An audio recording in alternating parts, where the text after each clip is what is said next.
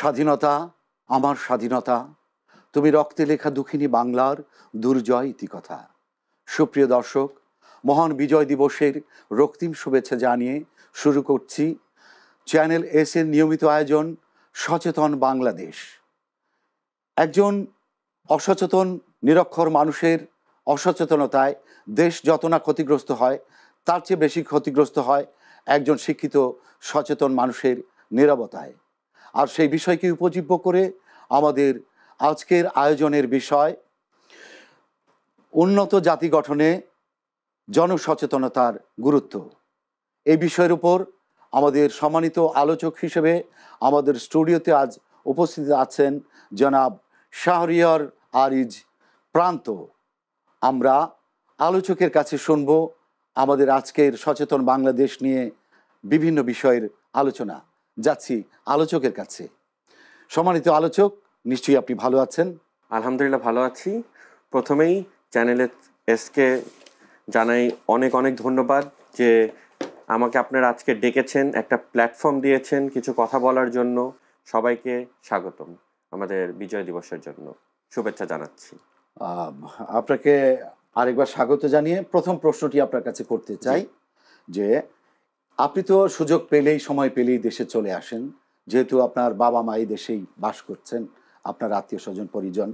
তো এই দেশে যখন আপনি আসেন, অবশ্যই আপনার এই দেশ দেখার সুযোগ হয় গ্রাম থেকে শহর পর্যন্ত।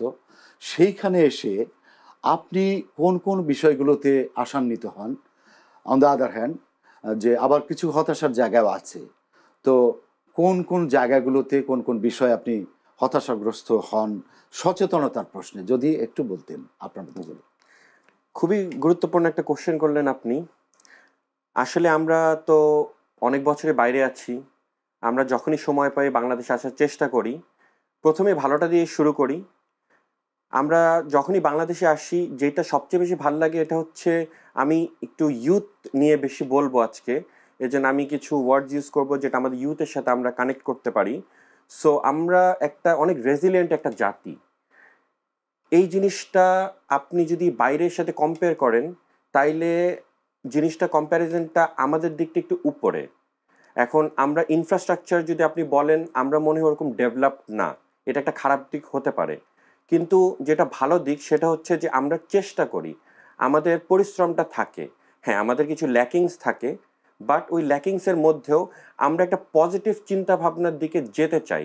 এটাই হচ্ছে আই থিঙ্ক বাংলাদেশে আমার দেখা মতে সবচেয়ে পজিটিভ একটা জিনিস। অন দি আদার হ্যান্ড, যদি আমরা কয়েনের অন্য সাইডটা আপনি বিবেচনা করেন, তাহলে তো ডাউনস অনেকই থাকবে। একটা যেটা সবচেয়ে বেশি খারাপ লাগে যখন আমরা দেশে আসি, ওটা হচ্ছে যে আমরা অনেক সচেতন না। আমরা জাতিটা এখন মোবাইলের মধ্যে আটকানো বেশি। আর যদি আমি আপনাকে উদ্দেশ্য করে বলি যে আমরা মোবাইলের মধ্যে আটকানো তো সবাই থাকে, কিন্তু আমরা মনে করেন ফেসবুক, হোয়াটসঅ্যাপ, এইসব মানে সোশ্যাল মিডিয়ার সাথে আমরা জড়িতটা বেশি।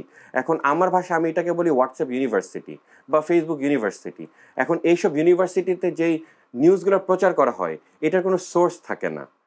সো আপনাদের যেরকম চ্যানেল বেশিরভাগই রিউমারে ঠাসা থাকে, এটা ভালগার অনেক বিষয় থাকে, এটার জন্যই মানুষদের ডাইভারশনটা বেশি হয়। এখন আপনাদের মতো সচেতন একটা চ্যানেল আছে, এটা একটা মনে করেন আপনারা একটা সোর্স নিয়ে কাজ করেন, আপনাদের একটা সোর্স থাকে। এখন যদি এইটা আমরা কনজিউম করি, এইটাই যদি আমাদের দেশের মানুষেরা কনজিউম করে, তারা তাদের মনের দিক থেকে, ইনফরমেশনের দিক থেকে 4 ধাপ এগিয়ে থাকবে। এখন যদি আমরা জাস্ট সোশ্যাল মিডিয়ার কে ভিত্তি করে যদি আমরা জিনিসটাকে জানতে চাই, তাহলে তো জিনিসটা হবে না। চমৎকার বলেছেন। তো পাশাপাশি যদি মানে আমরা একটু আলোচনা করি যে এই দেশের উন্নয়নের আরও নানান রকমের প্রতিবন্ধকতা আছে, ব্যারিয়ার আছে। এই ব্যারিয়ারগুলো কীরকম? সামগ্রিকভাবে একটা ব্যারিয়ার অবশ্যই আছে, যেটা আপনি হয়তো তরুণদের উপরেই বলে দিলেন, তারা করে, কিন্তু কেন করে? এটা তো নিশ্চয়ই একটা রুট কজ আছে। সেই জায়গাগুলো যদি একটু বলতেন। হ্যাঁ, এখন আমরা হচ্ছে একটা ডেমোক্রেটিক কান্ট্রি, আমরা ডেমোক্রেসি ফলো করি। কিন্তু এখন যদি আপনি আমাদের দেশের তরুণদেরকে জিজ্ঞাসা করেন ডেমোক্রেসির কয়টা পিলার আসছে, এটাই কিন্তু তারা অনেক সময় পারবে না। আমাদের 4টা পিলারের মধ্যে হচ্ছে লেজিসলেশন, তারপর এক্সিকিউটিভ বডি, ফ্রি প্রেস যেটা আমরা আজকে করতেছি, আর একটা হচ্ছে আপনার যেটাকে ইমপ্লিমেন্ট করে। এখন আমাদের তরুণরা হচ্ছে সামাজিক বিষয় নিয়ে তারা অনেক কিছুই জানে, বাট একটা কনস্টিটিউশন কিভাবে হয়, একটা ডেমোক্রেসি কিভাবে চলে, এইটার প্রতি যে ল্যাকিংটা, এই জিনিসটা নিয়ে মনে করেন অনেকজন জিনিসগুলো বুঝতে চায় না, আর ওই হিসাবে তারা কাজও করতে পারে না।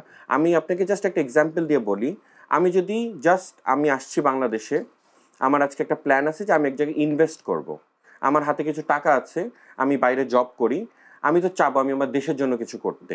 এখন যে আমি ইনভেস্টটা করব, এখন আমাকে ইনভেস্টমেন্টের অপরচুনিটিটা আমার কাছে নেই, বিকজ আমাকে আগেই বলে দিবে যে আমি হচ্ছে নন রেসিডেন্ট বাংলাদেশি। সো আমার যদি এনআইডি কার্ডটা না থাকে, আমি পাসপোর্টের ভিত্তি করে অনেক কিছু করতে পারবো না।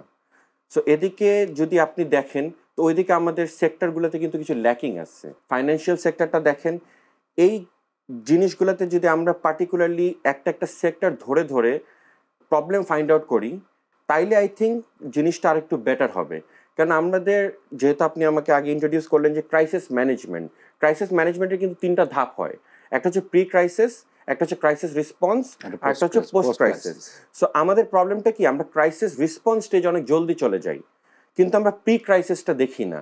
তো প্রি ক্রাইসিস হচ্ছে যেখানে আমরা আইডেন্টিফাই করব যে প্রবলেমটা কোথায়, এবং রিস্ক ফ্যাক্টরগুলো আমরা ভাবি না না আগে থেকে, আর জাস্ট আমরা ক্রাইসিসে যে পোস্ট ক্রাইসিস নিয়ে আমরা সমালোচনা করি। সো আমাদের এই যে মাঝখানে যে প্রি ক্রাইসিস আর পোস্ট ক্রাইসিস, এই দুইটাতে কেউ মনে করেন করে না, আমরা ডাইরেক্ট জাম্প ইন করি। তো যদি আমি প্রবলেমে আইডেন্টিফাই না করতে পারি, তাহলে আমি কিভাবে একটা জিনিস সলভ করব? তো চমৎকার বলেছেন। কিন্তু পাশাপাশি শুধু আমরা যদি জেনজির মধ্যে না থেকে মানে সামগ্রিকভাবে আলোচনা করি, যেমন আমাদের এখানে গ্রামগঞ্জ, তারপরে আপনার শহর, তারপরে এরকম, তারপরে আছে যেমন প্রবাসে অবস্থান করে আমাদের দেশের তরুণরা, এর বাইরেও একটা জনগোষ্ঠী, বিশাল জনগোষ্ঠী আছে। সামগ্রিকভাবে যদি আমরা এই বিষয়টিকে চিন্তা করি, তাহলে এই ব্যারিয়ারগুলো আরেকটা নতুন মাত্রা পায় কিনা, বা নতুনভাবে দেখি কিনা যে এই সমস্যাগুলো আছে। যেমন পলিটিক্যাল একটা ভিউ থেকেও, দৃষ্টিভঙ্গি থেকেও আমরা অনেক সময় আছে যে সমস্যা তৈরি হয়। সেই ব্যাপারগুলো আপনি কিভাবে দেখেন? দেখেন, আমরা হচ্ছে একটা কৃষি প্রধান দেশ, আমাদের রুরাল কমিউনিটিটা কিন্তু খুবই বড়। আপনি যদি আরবান কমিউনিটিটা দেখেন, আপনি হাতে গোনা 2-3 কোটি মানুষ পাবেন, আর আমাদের বেশিরভাগই হচ্ছে রুরাল কমিউনিটিটা। তো এই যে অ্যাওয়ারনেসের একটা জিনিস, সচেতনতা যে ক্রিয়েট করা, এই জিনিসটাতে আমাদের একটা মেজর ল্যাকিংস আছে। এখন আমাদের যেই গ্রামাঞ্চলে যেই সব মানুষেরা থাকে, তাদেরকে যদি আমরা তুলনামূলকভাবে একটা পর্যায়ে নিয়ে এডুকেট করতে পারি, কিছু ক্যাম্পেইন করতে পারি, তাহলে আমার মনে হয় যে তারা অনেকটুকুই জাগতে পারেই তারা, খুবই স্বাভাবিক। আপনি যদি রিসেন্ট একটা এক্সাম্পল নেন, কিছুদিন আগেই তো আমাদের ইন্ডিয়ার ইলেকশনটা শেষ হলো, ওইখানে যে মেজরিটি ভোটার, তারা কিন্তু আপনার রুরাল কমিউনিটি থেকে আসছে। যারা আরবান কমিউনিটিতে, যারা বড় বড় শহর দিল্লি মুম্বাই যেটা আমরা বলি, তারা কিন্তু ওরকম ভোট করে নাই। এখন আমরা তো ইন্ডিয়াতেও দেখলাম যে একটা পলিটিক্যাল একটা যে ছিল, যে একটা 2টা পার্টি ছিল, বিজেপি আর অপোজিশন। বিজেপিকে একটা স্ট্রং হোল্ডে ছিল, এখন অপোজিশন আসছে, অপোজিশন একটা আসছে। এটা কেন আসছে? অপোজিশন যে রুরাল কমিউনিটিকে তাদের প্রবলেমটা নিয়ে কথা বলতে পারছে, বসতে হবে। আমরা যারা আছি বা আপনারা যারা আসছেন বা আমাদের পলিটিক্যাল যারা আসছে, আমরা একটু বক্তব্যটা কম করি, আমরা একটু প্রোটেস্টটা কম করি, আমরা একটু এগিয়ে যাই, আমরা একটু মানুষের কাছে যাই, আমরা বসি, আমরা তাদের একটু সময় দেই। আমি মনে করেন, আমাকে জাস্ট আপনি একটা পজিশন দেন, যে কোনো একটা পজিশন দিলেই হবে। আপনি জাস্ট আমাকে 1টা মাস সময় দেন, আমি 1টা মাসে আমি যদি 30টা গ্রাম ঘুরে আসি, আমি যদি 30টা গ্রামে 4 ঘন্টা করেও স্পেন্ড করি, যদি জানতে চাই যে আপনাদের প্রবলেমটা কোথায়, যেহেতু আমরা কৃষি প্রধান দেশ, আপনারা কি ক্রপ রোটেশন সম্বন্ধে জানেন না? বিষয়গুলো নিয়ে আমরা আরো বিস্তারিত আলোচনা করব, আমাদের একটা বিরতিতে যেতে হচ্ছে। প্রিয় দর্শক, আমরা নিয়ে নিচ্ছি ছোট্ট একটি বিরতি। বিরতির পর আমাদের সাথেই থাকবেন, সচেতন বাংলাদেশের সাথেই থাকবেন।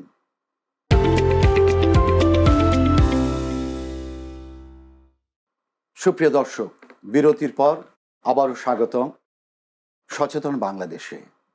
সম্মানিত আলোচক, যে কথা বলছিলেন যে আপনি সামগ্রিকভাবে একটি এই জেনারেশনের উপরে এই কথাগুলো বেশিরভাগ আসছিল, কিন্তু সামগ্রিক অর্থে আমরা যদি আপনার কাছে প্রশ্ন তুলি যে আমাদের এই জনসচেতনতা সৃষ্টির জন্য পরিবার, সমাজ এবং রাষ্ট্রের আলাদা আলাদা ভূমিকা থাকার কথা। কিন্তু আসলে সেই অর্থে আপনি যে সময়ের কথা বললেন বা তাদের জন্য প্রজেক্ট তৈরি করতে হবে, তাদের জন্য নির্ধারিত প্রোগ্রাম তৈরি করতে হবে, সেগুলো কে বা কারা কোন জায়গা থেকে করবে? অর্থাৎ ব্যক্তি, পরিবার, সমাজ এবং রাষ্ট্র কার কি ভূমিকা থাকবে এই জেনারেশনকে সচেতন করার জন্য সামগ্রিকভাবে? আমি খুব সংক্ষেপে আপনাকে এটার উত্তর দিই। প্রথমে ফ্যামিলিতে আসি। আমরা আমাদের ম্যাক্সিমাম টাইম আমরা আমার ফ্যামিলির সাথে স্পেন্ড করি। তো আমাদের যে শিক্ষাটা আসে আমাদের ফ্যামিলির থেকেই আসে। সো আমাদের ফ্যামিলি যদি সচেতন হয় তাহলে ওই পার্টটা কিন্তু অনেক স্ট্রং হয়ে যাবে। এটার পর আমরা ব্যক্তি আসি। এখন আমরা ব্যক্তিতে যদি আমরা ইনিশিয়েটিভসগুলো নেই, এই ইনিশিয়েটিভসগুলো আমরা খাতা কলমে নিতে পারবো। কিন্তু আমাদের সরকার তাদের একটা ভূমিকা থাকতে হবে, যেখানে এই আইডিয়াগুলোকে একটা প্ল্যাটফর্ম দিতে হবে। যেমন আজকে আমাকে চ্যানেল এস একটা প্ল্যাটফর্ম দিয়েছে যে আমি কথা বলতে পারলাম, মানে সবার সাথে কথা বলতে পারছি। এটাই হচ্ছে আমাদের গভর্নমেন্টে করতে হবে, যে ইন্ডিভিজুয়াল মানুষদের যে আইডিয়াসগুলা এগুলিকে তাদেরকে প্রাধান্য দিয়ে একটা প্ল্যাটফর্ম দিতে হবে, যে তোমরা বলো যে কোন কোন জায়গায় কী কী ইমপ্রুভমেন্ট করা যায়। তারপরে যে আমাদের কমিউনিটিটা আছে, কমিউনিটি সবাই একসাথে হতে হবে। এখন যদি আমরা শুধু নেগেটিভ দেখি, নেগেটিভটা দেখলে হবে না, আমাদের নেগেটিভ পজিটিভ মিলিয়ে দেখতে হবে, আর আমাদের পজিটিভ একটু বেশি থাকতে হবে। আমরা জাতি হিসাবে একটু মাঝে মধ্যে একটু নেগেটিভ থিঙ্ক করি যে না ভাই সবই তো খারাপ, বিদেশি তো ভালো। অনেক উচ্চশিক্ষিত যারা আছে তারা ফ্রাস্ট্রেটেড একটা জাতি, তারা চলে যাচ্ছে।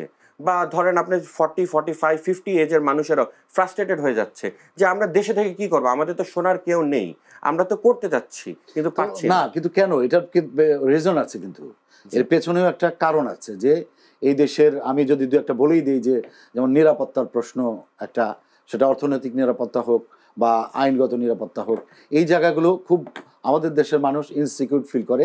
এই জন্য একটু অবস্থা হলেই, বিশেষ করে মধ্যবিত্ত সমাজে এই প্রবণতাটা একটু বেশি হয়েছে।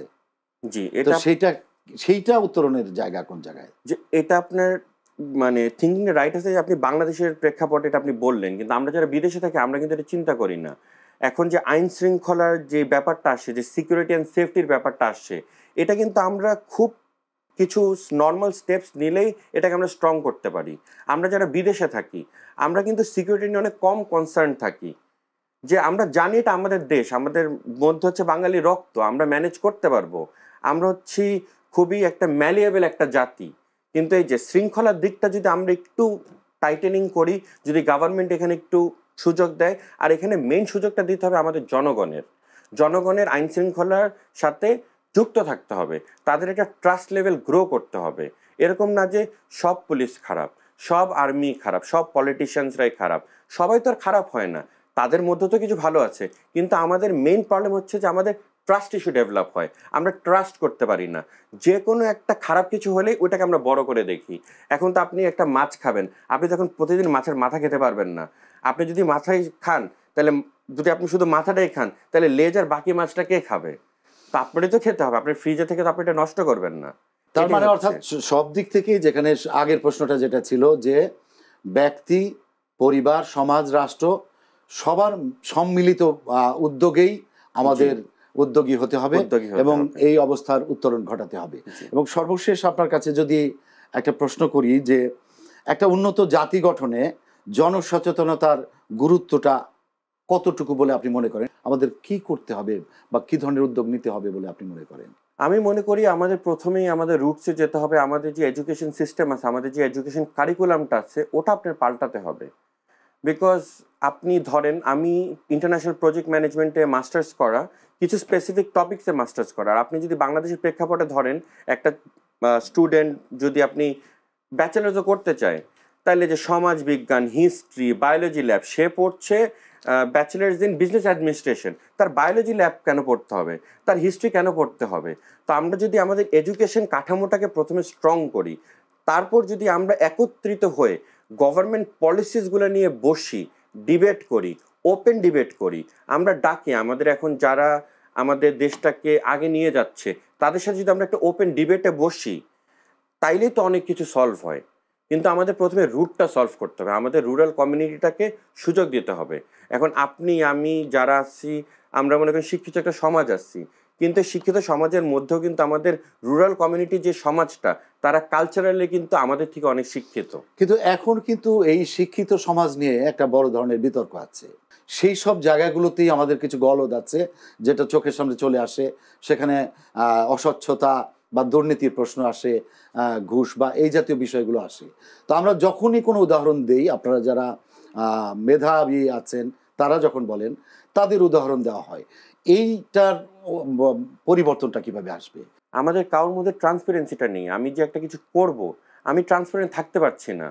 আমি মনে করেন আজকে যে আপনাদের স্টুডিওতে আসলাম, আমার আসতে হলেও কিন্তু ছোটখাটো একটা দুর্নীতি করতে হয়েছে। রিক্সাওয়ালার সাথে একটু মনে করেন উবারের সাথে আমার একটু কথা কাটাকাটি হয়েছে দাম হ্যাঁ, টাম নিয়ে। হ্যাঁ। এখন এটা আমি জাস্ট আপনাকে একটা এক্সাম্পল দিলাম। এটা একটা মনে করেন সিম্পল অফ মানে এক্সাম্পল অফ ট্রান্সপারেন্সি। সো ট্রান্সপারেন্সিটা বলা দরকার। আমি যে প্রথমে যেটা বললাম, আমাদের হোয়াটসঅ্যাপ ইউনিভার্সিটি আর ফেসবুক ইউনিভার্সিটি থেকে বের হতে হবে। আমাদের সবারই নিউজ পেপার পড়তে হবে, আপনাদের মতো চ্যানেল থেকে নিউজ নিতে হবে যাদের সোর্সেস আছে। এটা যদি আমরা স্ট্রং করি, আর আমরা আমাদের যে এখন যে উপদেষ্টা আছে, চিফ উপদেষ্টা, উনি তো বলেছে যে আমাদেরকে তোমরা ধরিয়ে দাও প্রবলেমটা কোথায়। এখন আমরা যদি প্রবলেমগুলো না ধরিয়ে দিয়ে আমাদের দাবিগুলোই মানাতে চাই, তাইলে তো হবে না। দাবি তো অনেকই থাকবে। আজকে আমার দাবি থাকতে পারে আমি হেলিকপ্টারে যাব, এটার মানে কি আমি আন্দোলন করে বসবো যে আমার হেলিকপ্টার নাই, আমি কি এখন রাজপথে বসে থাকবো? এটা তো আসলে না। এখন আমাদেরকে তাদেরকে ধরিয়ে দিতে হবে যে ঠিক আছে, এখন মনে করেন গুলশান এলাকার মধ্যে কিছু অটোরিকশা চলে আসছে, জীবিকার জন্য খুবই ভালো জিনিসটা, কিন্তু সেফটির তো একটা ইস্যু আসছে। না, তাহলে কি এটা তো যেহেতু এভাবে হচ্ছে না, সময়ে সময়ে হয়। যেমন এখন দেশের একটা পরিবর্তন আসছে, বা যখন তত্ত্বাবধায়ক সরকার আসতো, এখন অন্তর্বর্তীকালীন সরকার এসছে, তখন একটু নড়ে চড়ে বসে। তখন দেখা যায় যে খাটের নিচে টাকা রেখে চলে গেছে, গাড়ি ফেলে রেখে চলে গেছে।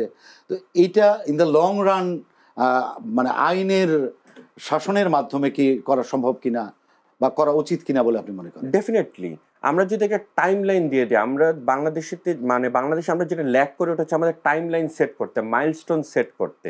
আমি যদি একটা 3 মাসের একটা টাইম লাইন বা 6 মাসের একটা টাইম লাইন ধরে যদি আমি কাজ করি, আমরা যখন প্রজেক্ট ম্যানেজমেন্টে কাজ করি, আমরা যখন একটা বিল্ডিং বানাই, আমরা একটা টাইম লাইন রাখি যে আমাদের 6 মাস পরে আমাদের ছাদ ঢালাই হতে হবে। তো ওটা হচ্ছে আমার মাইলস্টোন। এখন যদি আমরা সরকারকেও যদি ওরকম করে তারা কাজ করে যে 3 মাস আমি এইটা নিয়ে কাজ করব, এটা পর আমার একটা জবাবদিহিতা আছে, আমি মাইলস্টোনটা রিচ করলাম নাকি। আচ্ছা, আপনি যেহেতু জার্মানিতে আছেন, তো জার্মান ভিত্তিক একটা ইন্টারন্যাশনাল প্রতিষ্ঠান ট্রান্সপারেন্সি ইন্টারন্যাশনাল, যেটা বিভিন্ন দেশে, বিশ্বের শতাধিক দেশে এটার ব্রাঞ্চ আছে বা চ্যাপ্টার আছে। তো যদি তুলনামূলক আলোচনা করা হয় যে ট্রান্সপারেন্সি মিনস স্বচ্ছতা, তো সেই আপনার দেশের বা আপনি যেখানে থাকেন এই দেশের সাথে অন্যান্য গরিব দেশের সাথে, দুর্নীতিগ্রস্ত দেশের সাথে তুলনা করলে কতটুকু স্বচ্ছতা ওই সব উন্নত দেশে আছে বা আমাদের নেই? কোন কোন জায়গাগুলোতে যদি একটু পার্টিকুলার বলতেন। পার্টিকুলারলি আমাদের আইন শৃঙ্খলাতে কোনো মানে ট্রান্সপারেন্সি নেই, মানে স্বচ্ছতা নেই। এইসব দেশে, মানে আমাদের দেশে নেই, বাংলাদেশে বাংলাদেশে নেই। আমাদের মন্ত্রণালয় যেগুলি হয় কাজ, এগুলিতে কোনো স্বচ্ছতা নেই। আমাদের এডুকেশন ইনস্টিটিউটে কোনো স্বচ্ছতা নেই। আমাদের কৃষি প্রধান আমরা দেশ, আমাদের কৃষি প্রধান যে প্রোডাক্টগুলি ইম্পোর্ট এক্সপোর্টে কোনো সচেতনতা নেই। তারপর স্বচ্ছতাও নেই। তারপর আমাদের এডুকেশন সেক্টরে কোনো স্বচ্ছতা নেই, যে যার মতো করছে। আর বিদেশে হয় কি জিনিসটা, আপনার সব কিছুতে কোশ্চেনেবল থাকে সবাই।